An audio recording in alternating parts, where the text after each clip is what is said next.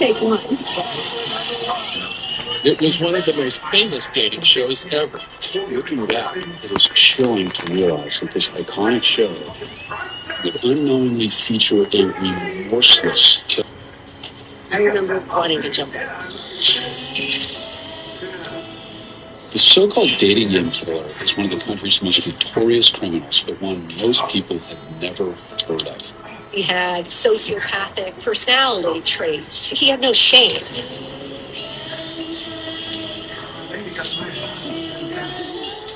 He walks up and down the streets and asks people if he could take their picture. What better place to be a sexual predator to go to a feeding frenzy like New York? She'd been strangled with nylon stockings. It's the talk of the town. Rodney Alcala has murdered at least 5 women. The FBI put Rodney Alcala on the 10 most wanted list. Oh my God, will Alcala get away with it? The body count is piling up. He goes on the hunt for more victims, and there's absolutely nothing stopping him.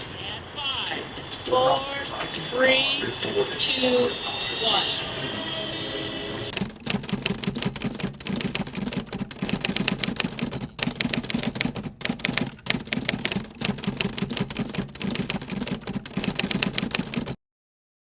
Our story starts in 1986 with Talia Shapiro, age 8. She was walking alongside Sunset Boulevard on her way to school when a young man pulls up beside her and asks if she wants a ride to school. Now, Talia, she actually ended up hesitating for a moment and and she told the young man, I don't take rides from strangers, which you should never do, okay? Especially if you don't freaking know. The Chateau Marmont.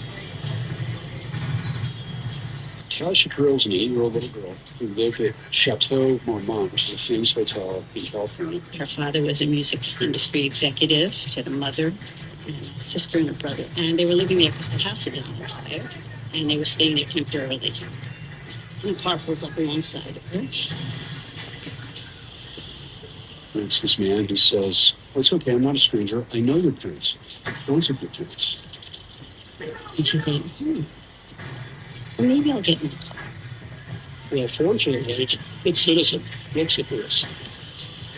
And he says, oh, that works for me. So then she decides to get into the car.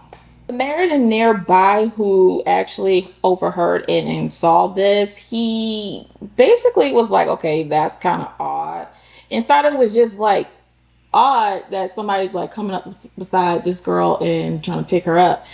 And so he decided out of a hunch just to follow them. So he ends up following them. And they ended up, instead of ending up at Talia's school, ended up at the young man's apartment. And the two of them, and then the bystander actually sees the two of them go into the apartment. And so seeing this, the bystander quickly went to the phone and started to call 911, told him exactly what was going on and just had a bad feeling about this and that you should bring somebody out here. So the operator dispatcher said, okay, we'll send someone out. And one officer actually ended up coming out and he ended up talking to the Samaritan. And he's like, yeah, they went into that apartment over there. I think it's just kind of odd. It's just a gut feeling like something's not right. I was driving down Sunset heading toward West Hollywood when I received a call to go see a man about possible kidnapping. I followed him over to the location. At that time, I thought, okay, I better call in for backup. So I went and called in and requested backup. I went to the front door and started knocking. I could hear someone running around.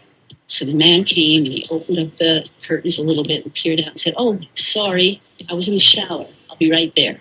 I see this male person on the other side, no clothes, not dripping with water, no towel. And I said, okay, you need to open the door right now. I need to come in.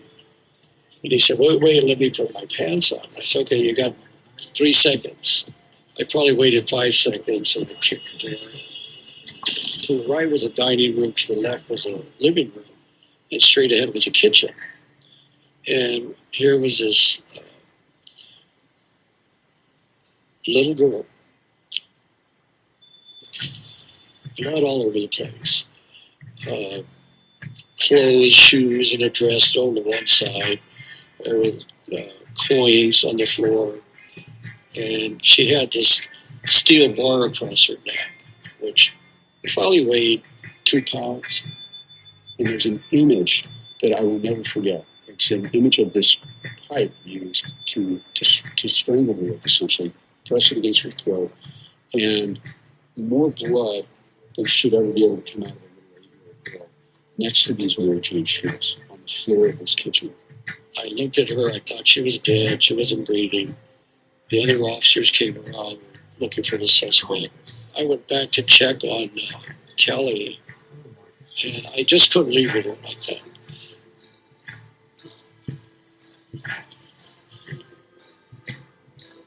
So the officer makes a decision to, instead of chasing after the young man, to actually just stay and help Talia. He calls for backup. He calls for not only backup, but he also calls for the paramedics as well. And he removes the pole from Talia's neck. Now, it was said in an interview, he said that if he didn't remove that pole from her neck, she would have died. So it was a good call. Even though he knew he was breaking protocol, he still stayed. I'm glad he stayed to help her. So he stays to help her and calls for backup, waiting for them to come. The young man, he books it. He's gone. He went out the window with just no shoes, no socks, just pair of pants, just gone out the window. And so soon as the paramedics get there, they attend to Talia. She had somewhat of a faint pulse, but she was unconscious. And so they rush her to the hospital, and the police officers, now that was there, the backup, now that was there, are now looking around the apartment to see if they could find anything. Now, the apartment looked like your regular apartment. Like, I guess an interview to them, like, I guess like serial killers usually have like messy, like distort, type of like apartments. Like their home is like usually like full of crap, but this was like clean. Nothing, seemed, amiss or like screamed psychopath or anything like that. So the police officers decided to start taking a look around, and they started looking around some more, and they ended up coming across the young man's wallet. It had a UCLA license inside with the name Rodney Alcala. And so now the police are like, okay, now we got a name, we have a photo, this is our guy, this is who we need to look for. Meanwhile, at the hospital, Talia had to go through surgery. And when she's able to finally talk, the police, rush over there, and the detectives rush over, try to question her, to ask her what happened now. I remember the morning was nice and warm because I wore the dress that my nanny had crocheted for me. And the car pulls up alongside of her, and the man leans out and says, a picture I'd like to show you. And I guess asked if I needed to ride to school. And I told him I didn't talk to strangers. He pulled up alongside of her a little further, kept trolling her.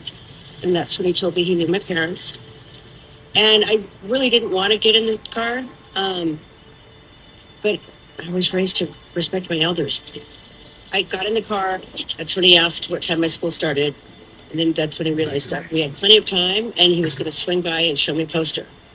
I didn't know to fear people.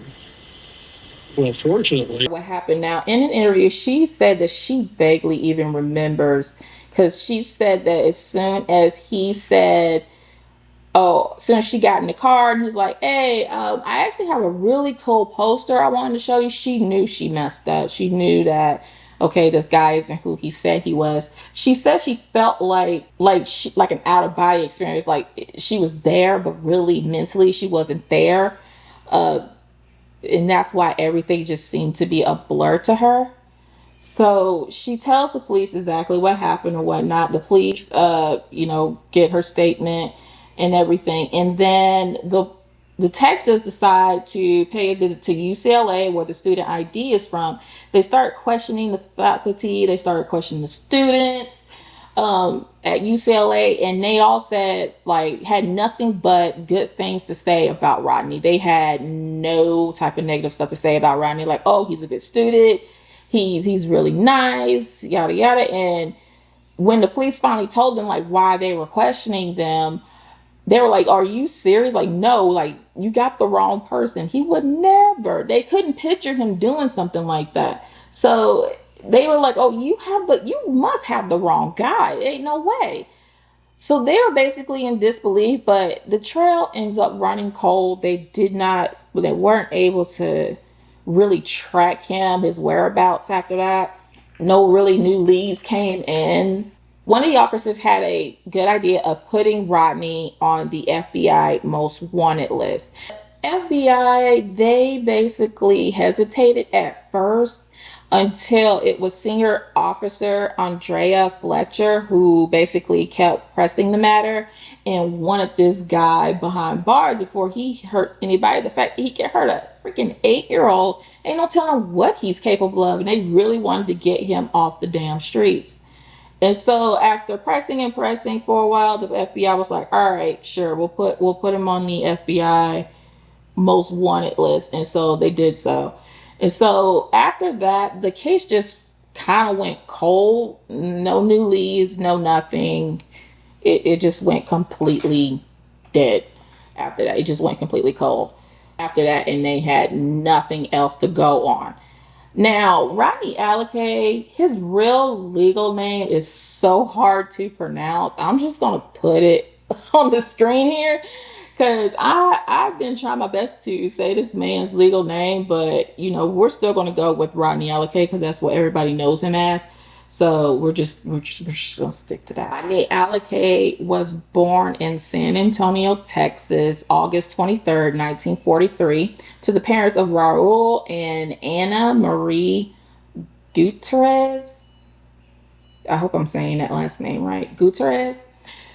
He was actually the third child out of four children. The family ended up moving to Mexico in 1951. His father abandoned the family just 3 years later after they had just moved to Mexico. Fucking douche. The grandma passed away, and the father left the family. He ended up moving to Los Angeles area to Monterey Park. He had everything he wanted, Alcala. He went to Catholic schools. He went to, private schools. Everyone who knew him said he was a kind boy, a respectful boy, and highly intelligent. Rodney Alcala had every advantage that somebody could have in life. He had a mother who loved him, which is a big deal psychologically. He had friends. He had brothers and sisters who all turned out to be very successful. His older brother was already at West Point, so this is a pretty patriotic family. At the age of 11, his mother did decide to move the family to Los Angeles, California. Rodney actually excelled in school. Like, he was popular among his peers and mostly the ladies. He went to a Catholic school, and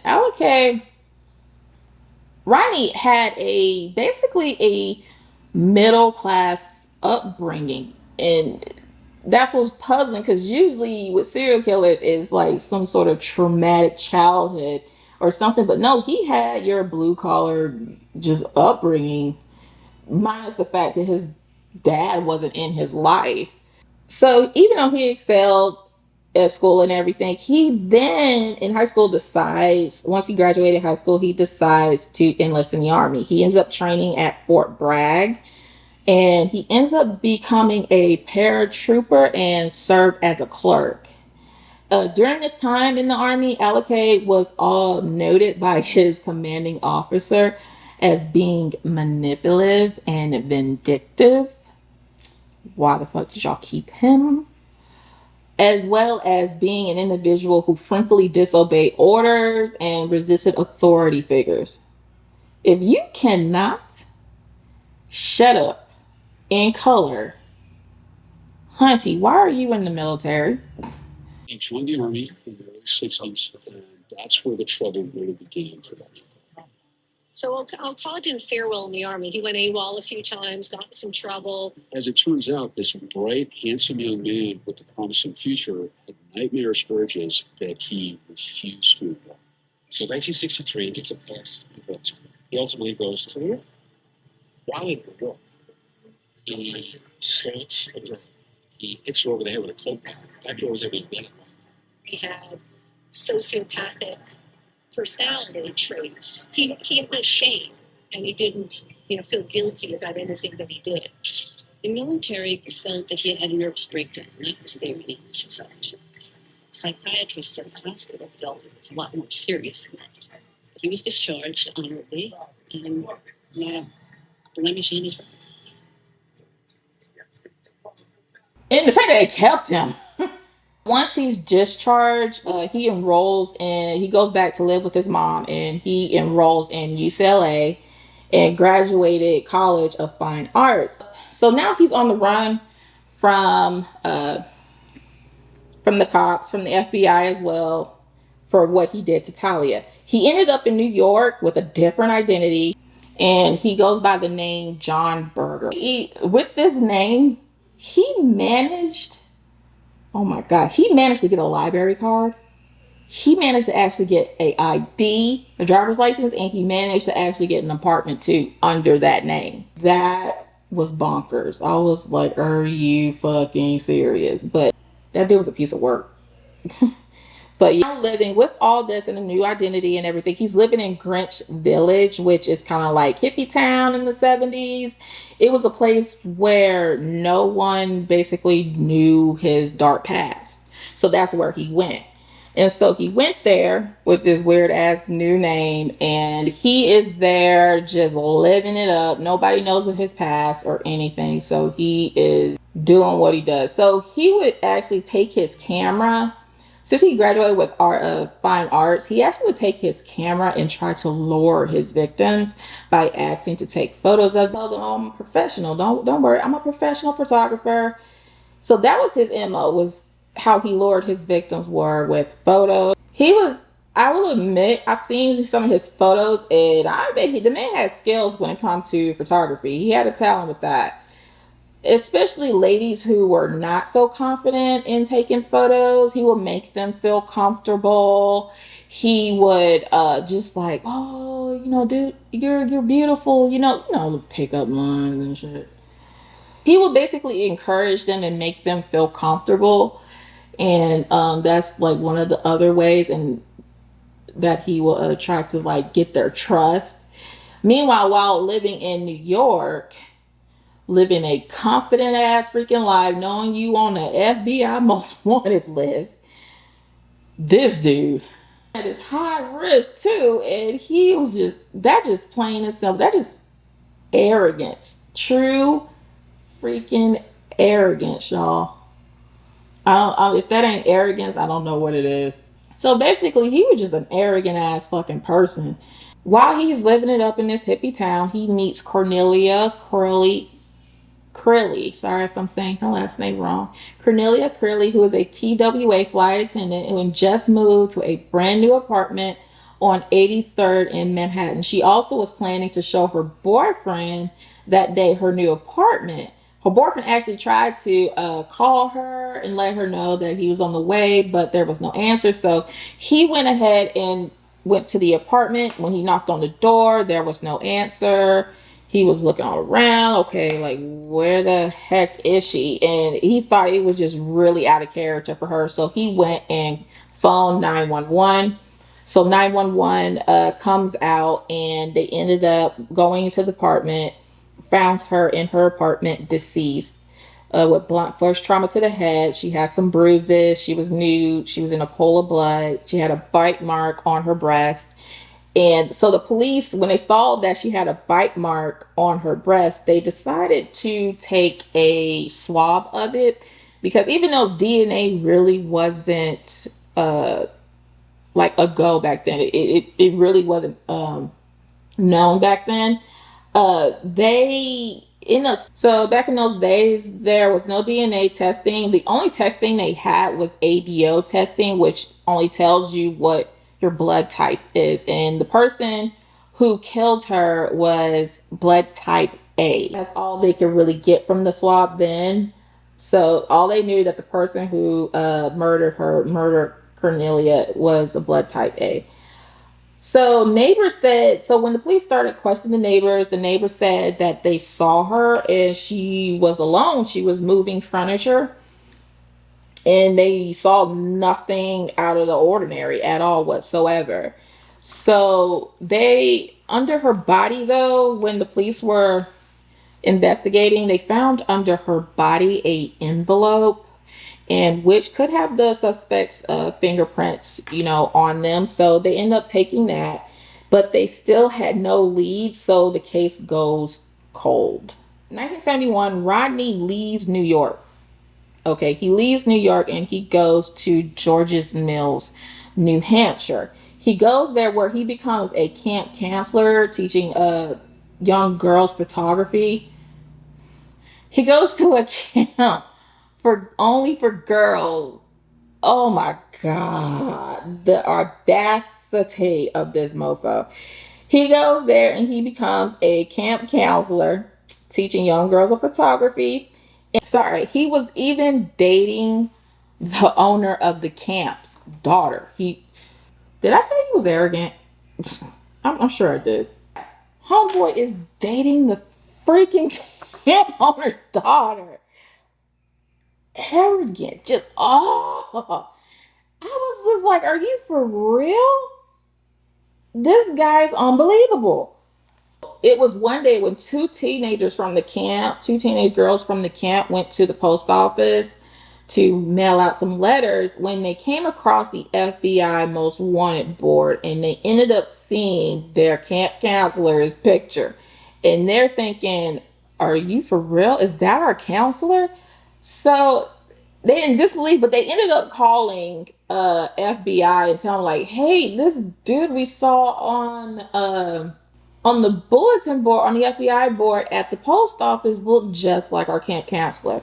And so the FBI ended up coming out there and they ended up picking up Rodney's ass. While they're, booking him, of course, they get his fingerprints and everything else. And then investigators said that when they arrested him, he seemed charming. He seemed relaxed. Even though he was like looking at 20 to 30 years in prison for what he did to Talia, the authorities would ask him a question and he wouldn't say anything, but all he would say is that he doesn't want to talk about it. Okay, and he would speak as if Rodney Alcala is a whole nother person. Authorities asked him, who is he? And he was like, Rodney Alcala. Almost like he is weird. It's freaking weird. So basically, he making it seem like he don't even know. I don't know, maybe a persona or some shit. But he would basically just talk like the guy was a whole nother freaking person or something. Even though they have the witness from the Samaritan who followed and and can also get a testimony from that person, they also they still came to a bump in the road. So even though they have the witness and everything, authorities are thinking this is an easy, closed shut case. They think they got this guy and he's going to be in jail. He's not going to hurt anybody. Little did they know, Talia's parents had, by this time, once the court hearing came and everything came around, Talia's parent had already moved her to Mexico, where she's doing much better and everything. They decide not to even bring Talia back to testify because they decide not to bring Talia back to states to testify in the case because they felt like it would just re-traumatize her. So they were just like, yeah, we're not going to bring her back. You guys can do this, without her. We're not going to bring her back and re-traumatize our freaking daughter. So since Talia's parents didn't want to bring her back to testify, they ended up, instead of going to court, they ended up giving Rodney a plea deal. Give Rodney a plea deal for child molestation. But even though they gave him a plea deal, it was the judge who shocked everyone in court. Sentenced Rodney to serve only 1 year or life, meaning that it will be the parole board's decision if they will give him a life sentence or if they will let him out after a year of serving his sentence. and just put him on parole. So basically leaving it in the hands of the parole board. And this is like good news to Rodney because he's a manipulative motherfucker. So Rodney basically had a plan. Okay, he was already trying to like figure out his freedom. He was up there, trying. Just after, so while he's in prison, he's being this model citizen while he's in prison. He was even like evaluated as well and showed no threat to society. He was then released by the parole board. He was put on parole after just serving 3 years. 2 months after release, he was arrested again. Yeah. He was arrested again for picking up a 13-year-old and was caught giving her drugs. Now this was in Huntington Beach, California. So they didn't like the communication with the police and with it's not how it is today. So basically it's just not like how it is today. They didn't know about really his record. They basically just hit him with a parole violation and then let him go. So when he's been hit with this, he ends up going before the parole board and ends up asking them for he ends up asking his parole officer if he could go to New York to live with his brother. Now he ends up giving the parole officer, because he's just a good boy, he ends up giving the parole officer like where he'll be, like, hey, this is where I will be at, this is the address, this is the phone number, you can reach me, all that good stuff. And the parole officer grants it. The time that he wants to go to New York, this is around the time where the Son of Sam murders are happening, and also where they had like a 23-hour blackout as well. So people were already living on the freaking edge with the Son of Sam murders and not knowing who's the one committing them. So why in the world would he want to go? I do not know. Because these people were not just women getting killed. These was like men too, couples that were being murdered. That's where his next victim comes, and that's Ellen Hoover, who was 23 years old. She's described as a wonderful person, wanted to become a nurse. She lived in Manhattan. Her father was the owner of a popular nightclub, popular club called Sierra's. I hope I'm saying that right. Sierra's. Her godparents, her godfather is Sammy Davis Jr. and Dean Martin. That's how high in society this chick is, like up there. And she had a date with Rodney. And her parents never heard from her. That's unlike her. She always called her parents, and her parents like called her friends, like, hey, have you heard from our daughter? They're like, no, we actually have not heard from her at all.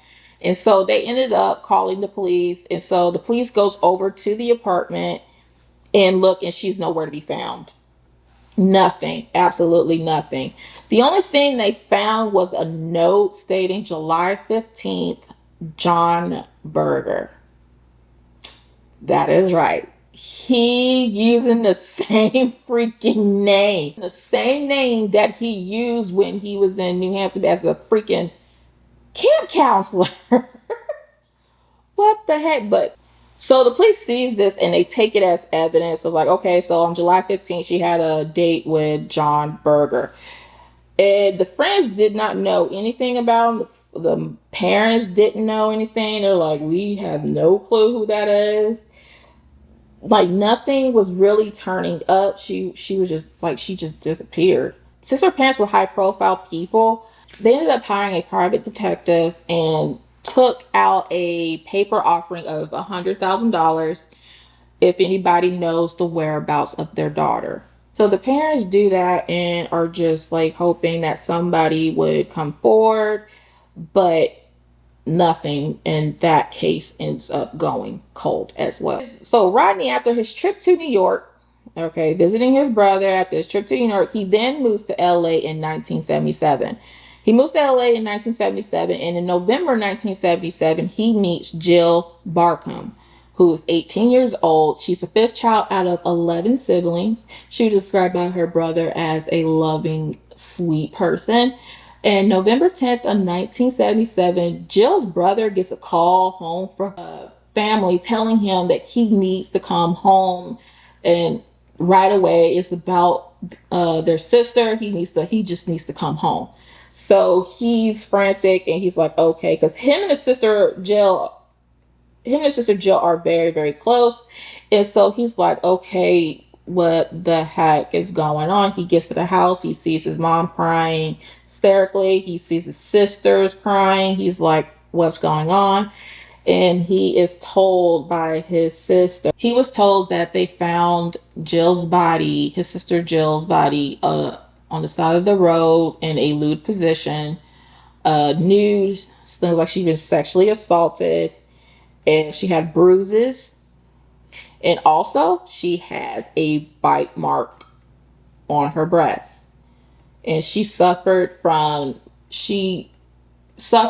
blunt force trauma to the head. The authorities thought that she was part of the Hillside Strangler, but they soon came to ruling it out. So because of where, and the reason is because of where and how she was found, that's how they were able to rule it out. And also, she was also missing a piece of jewelry. Like, killers love to take a piece of jewelry. It's almost like them reliving that moment again. So she was missing a piece of jewelry. And in December of 1977, I hope I'm saying her name right, her last name right, Georgia Wistick, who is 27 years old, she had just moved out of her parents' house. She had just moved out of her parents' house. She was going to pick up her friend for work. And she, when she didn't pick up her friend so they could go to work, her friend ended up calling the police, and the police goes to the apartment where Georgia lived and found her in the pool of blood, naked, sexually assaulted, just like the other victims. She was bound and also posed in a lewd position with also a bite mark on her breast as well. And of course, they took a swab of that as well. The apartment, this time the apartment was mostly in a disarray.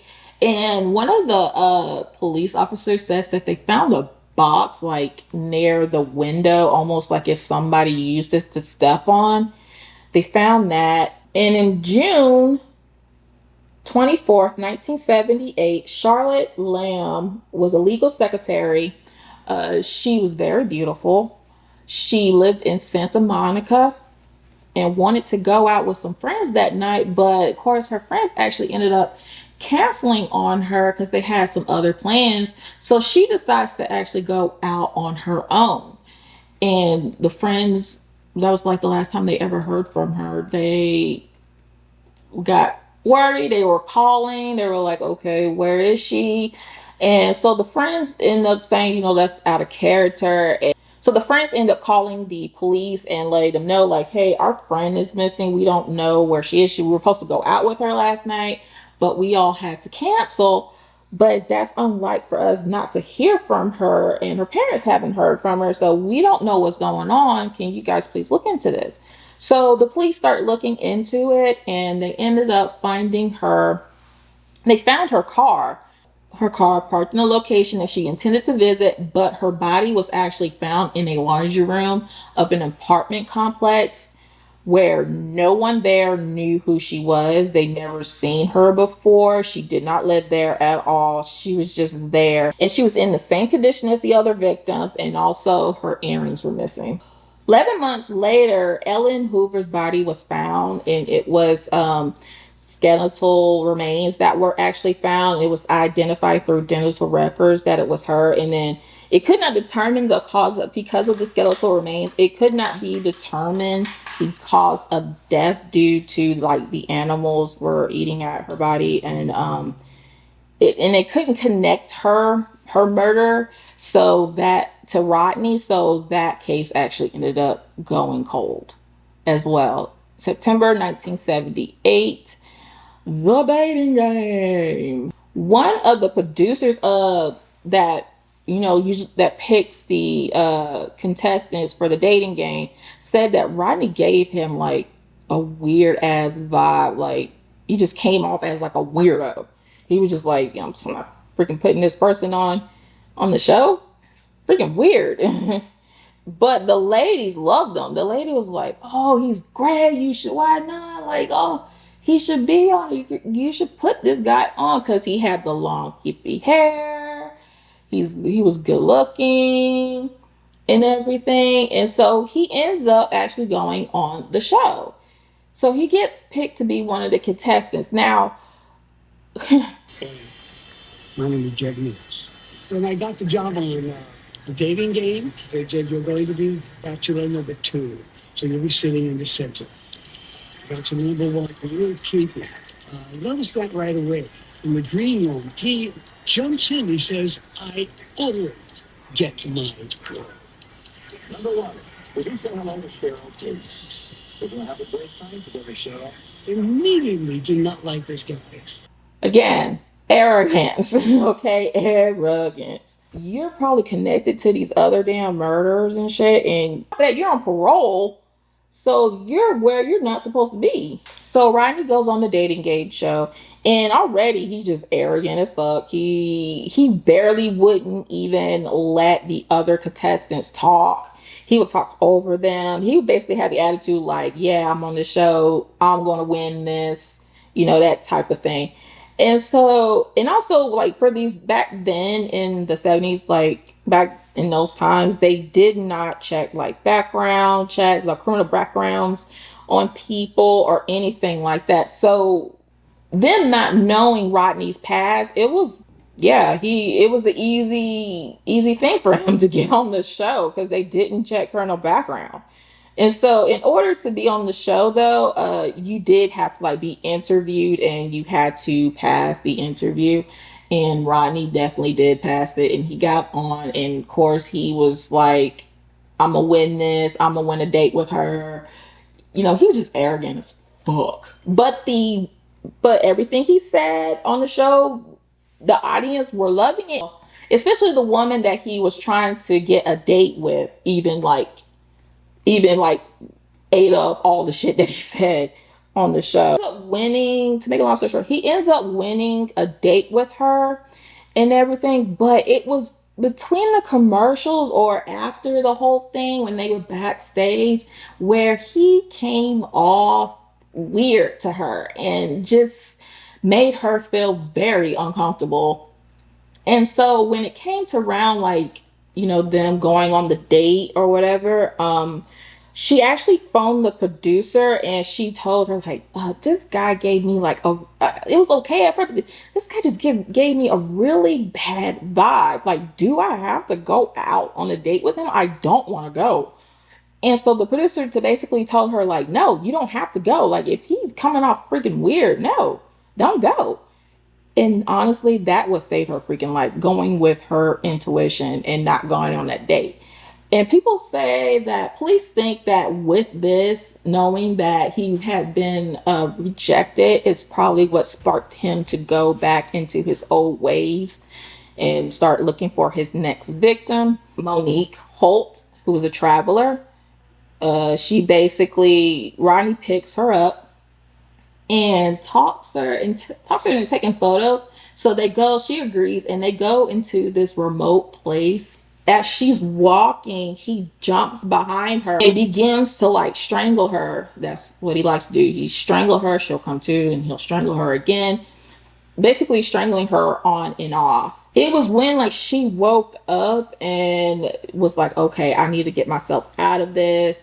And she immediately says, oh, I'm sorry. It's my fault. I'm so sorry. And in this moment is where all of a sudden he breaks down and starts crying. Like, the fuck? And she ends up talking him into taking her. So when he's crying or whatever, she's like, oh, it's, comforting him. Basically, reverse psychology.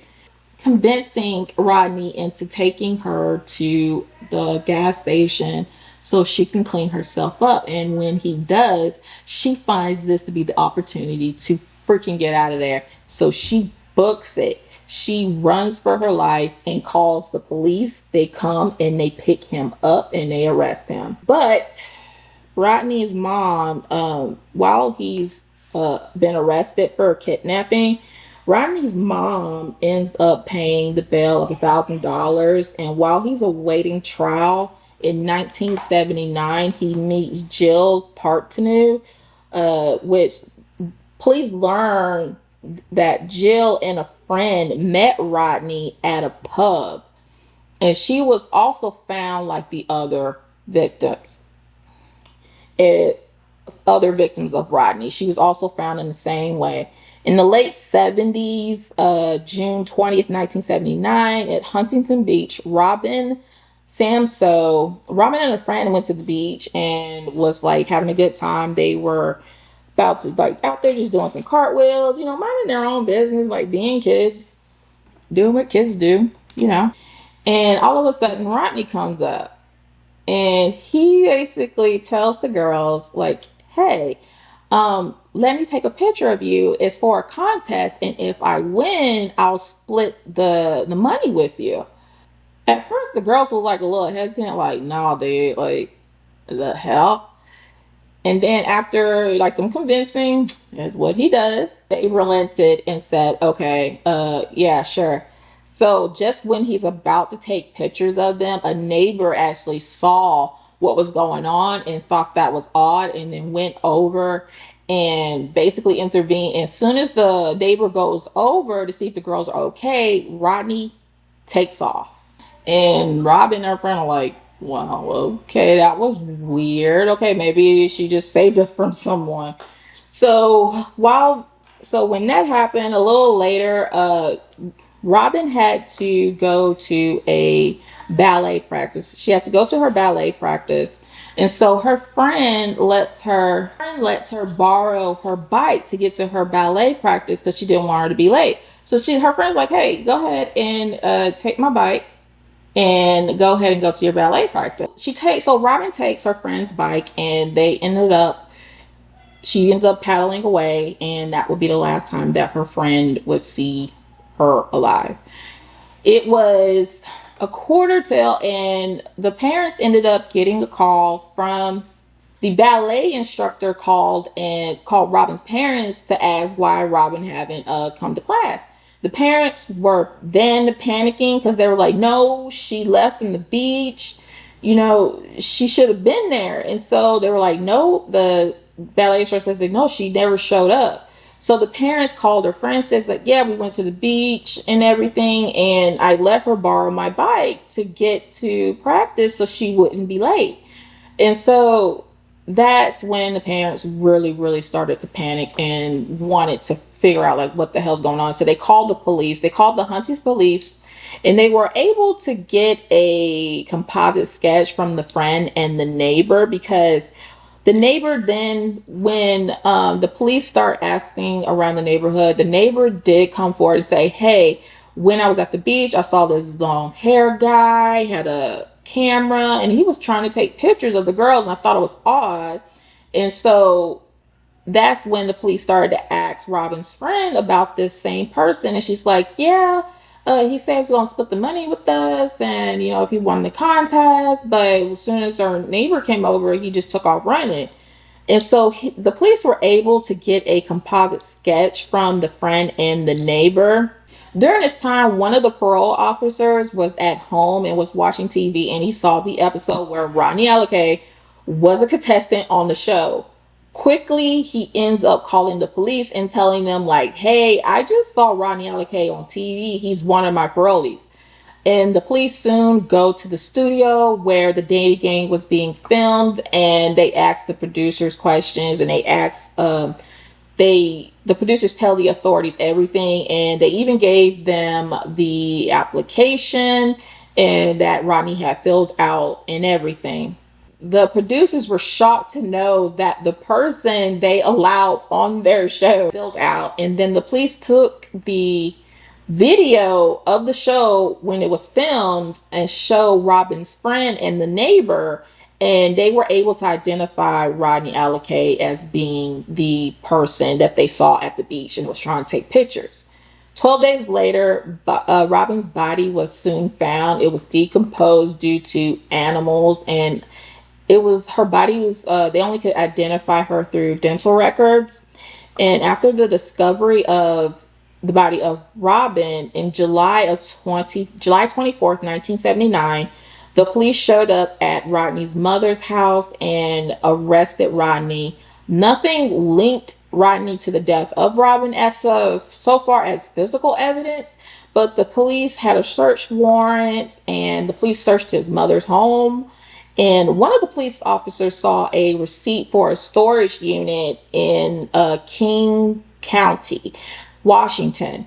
And since they didn't really have a warrant for the receipt, like to take the receipt, which that was kind of puzzling to me.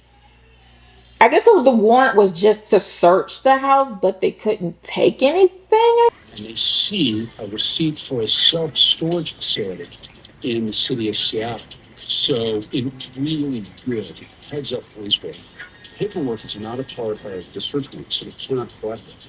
But it's in plain sight, so they write down the information. I don't know. That was puzzling, but the police officer decides to write down the storage unit. So when Alcala is at the station and he's then asked to speak to his sister, and while forgetting that he was still being recorded, Rodney mentions the storage locker, saying to his sister, leaning over, saying to his sister, at least they don't know about the storage locker. The police officer who wrote down the receipt remembered the receipt and that he had found, and then he mentioned it to the detectives, and they ended up actually getting a warrant and booking a flight to Washington to this storage locker. They get to the storage locker and they found boxes upon boxes of tons of photos, different photos, photos of people, photos of also victims. Some were of the deceased. They also found a box full of jewelry. Robin's mother was able to actually pick out a set of earrings that her daughter wore because she remembered that she let her daughter borrow them that day. And the storage locker was rented a couple of days before the murder. They even found photos of nude boys. Rodney mostly took earrings from his victims. A year later, Rodney Alcala goes to trial. It was one count of battery, one count of kidnapping, violation of probation, two counts of rape, one count of providing cannabis to a minor, and then 5 counts of first-degree murder. So those were his charges. Robin's mother had actually brought a gun to the courtroom to kill Rodney, but she said that something came over her. She felt like that her daughter Robin wouldn't want that, so she didn't do it. Parents were ready to beat the shit out of Rodney or end his life right there. So, but she felt like her daughter wouldn't want that and it wouldn't give justice to the other victims' families and all that. So she didn't do it. The trial lasted for 2 months, and of course, the verdict was guilty. 2 days deliberation, first degree murder for all 5, and he got the death penalty as well.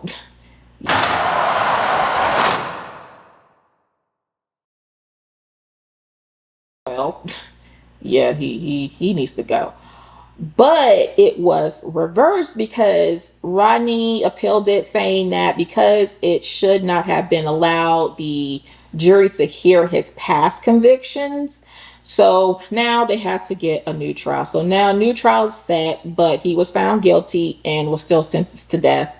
And he appealed it a third time. While awaiting trial, forensic science by this time is now coming into play, and it would be that would actually be his downfall. DNA of the saliva from the victim's breast would link him to the other murder. Yeah, he should have left well enough alone. Freaking idiot. Anyway, he was still sentenced to death. Anyway, the bite marks that was left on the victims, the prosecutor used Rodney's dental records, and he was a perfect fit of the bite marks that were left on the victims. Rodney even presented himself. What? He only focused on Robin Samso's case and not the other victims, the other people that he murdered. So while on death row, Rodney also had to go to Wyoming for the murders of Christine Thornton, who was 28, but was too ill to actually travel. So I guess he finally got a lawyer, and his lawyer went instead. But while he was on death row, Rodney Alcala dies at the age of 77 of natural causes. Police actually decided to release photos of the other people that they had found in those boxes in the storage locker. Only two was identified. Annette Whitaker, who was 13, that was July of 1977. She was reported missing. Joyce Gaunt, just Gaunt, Gaunt, who was 17. She was reported missing back in February of 1978. So, and I try to see if, I'm sure more people probably came forward and said that, there were probably some more victims that was in those photos, but they ended up releasing it, and prosecutors said that Alakay, quote unquote, toyed with his victims. He's strangling them until they lose consciousness, then waiting until they revive, sometimes repeating the process several times before killing them. One police detective described Alakay as a killing machine, and others have compared him to Ted Bundy. Like, damn. You're up there, dude. And I saw his photos too. His photos, like once he got older, it didn't even look like him anymore. I had to like really make sure that was him. But yeah, he died at the age of 77. He didn't even get prosecuted. Executed while he was on death row. But yeah, that is the story of Rodney Alcala, the dating game serial killer. Well, I wouldn't say dating game serial killer. I guess we'll just go with the dating game killer. Yeah. Like, that's, oh my gosh. Like, even after he assaulted several women in the military, they still kept him in. Like, what the hell? I mean, that's probably why we're having this stuff that's coming out now about what's going on at Fort Bragg and shit. Like, yeah. But I hope you guys enjoyed the video. Do subscribe, and also remember to put I subscribe down in the comment section, and I will make sure to reply to your comment. And I hope you guys enjoyed. If there's any other cases you would like for me to cover, do let me know. I kind of like how the look came out, sort of. I mean, I don't know what it's giving off on camera, but it actually looks pretty good. But I had to wear my glasses, so I can't always wear lashes. But I hope you all enjoyed. I hope you all have a wonderful day whenever you are watching this up and through here. Hit that like button. Until next time, you guys.